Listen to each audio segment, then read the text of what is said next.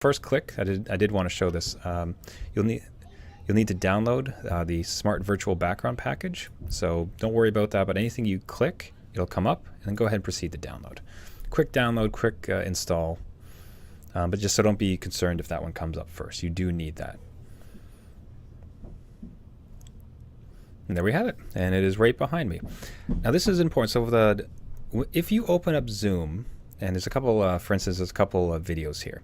If you open up Zoom and you don't have these default videos, download the latest version of the software. When I was first creating this video, I didn't have the option to add a video, and I was kind of scratching my head about why that is.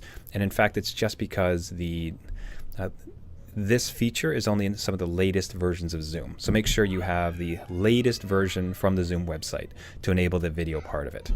Now let's add in the ones that we just downloaded from Canva. So if we, on the little plus sign on the right side, you add images or add video. Let's start with our image. Here's what I just downloaded. So let's go ahead and open. And perfect. So we'll notice that it is inverted, or it's flipped around. If you come down to the bottom here, you'll notice that it's saying mirror my video. So it's kind of swapping the video so that it's a more natural presentation if you're thinking about how you look at yourself in a mirror. So if we check that and uncheck the mirror my video, it switches around just fine. So here I am a living, breathing business card. Now if we go ahead and add a video now. So I'll click on the plus arrow again and add video.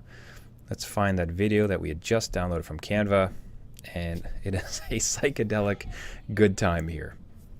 And that is it. As soon as you press the X button, it is applied. The next video call you have will include that virtual background.